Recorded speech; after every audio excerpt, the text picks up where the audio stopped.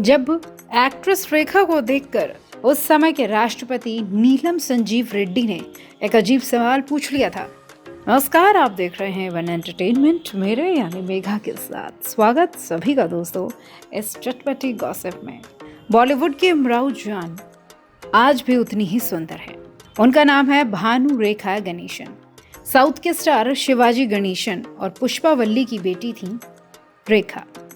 रेखा उस दौर से फेमस हैं जब ये सोशल मीडिया नहीं हुआ करता था, और उस दौर में भी वो मांग में सिंदूर भरती थी। फिल्मी पत्रिकाएं उनके बारे में क्या क्या लिखती थी। ऐसी पत्रिकाएं आती थीं जिन्हें उस समय घरों में रखा नहीं जाता था।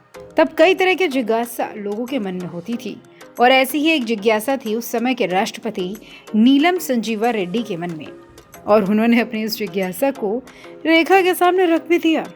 रेखा पर लिखी किताब रेखा द अनटोल्ड स्टोरी में एक ऐसा वाकया है जब राष्ट्रीय फिल्म पुरस्कार का समारोह हुआ था। ये पुरस्कार राष्ट्रपति ही सबको देते हैं।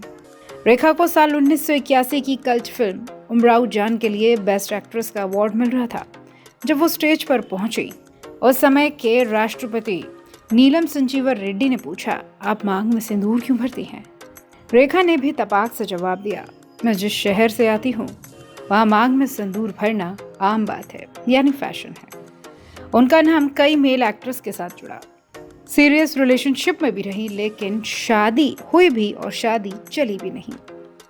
रेखा के जीवन को लेकर लोगों ने इनकी परवरिश और खानदान पर सवाल खड़े करे। साल 1990 में एक बिजनेसमैन मुकेश अग्रवाल से शादी भी करी, लेकिन वो भी ज्यादा नहीं चली। 8 महीनों में दर्दनाक अंजाम तक पहुंची। दिल्ली के इस कारोबारी ने डिप्रेशन में आत्महत्या कर ली। तब रेखा की सास ने रेखा को डायन कह दिया था। साल 1969 में पहली फिल्म सावन भादो से रेखा ने करियर की शुरुआत करी। उन्हें एक्टिंग में बिल्कुल भी इंटरेस्ट नहीं था, फिर भी काम करा।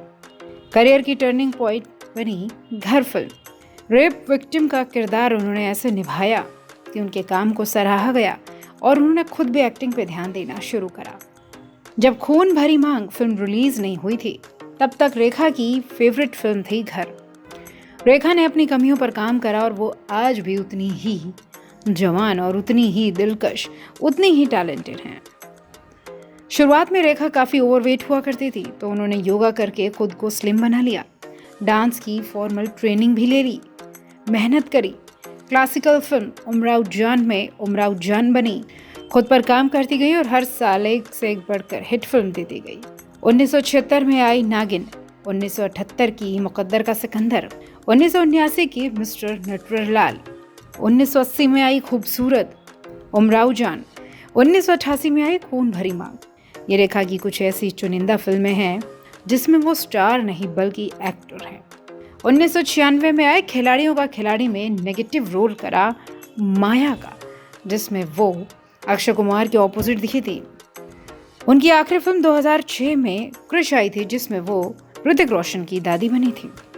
लेकिन आज भी रेखा कई सारे इवेंट्स में, सोशल मीडिया पार्टीज में, गैदरिंग्स में जाती हैं, और उनका अंदाज आज भी उतना ही दिलकश है।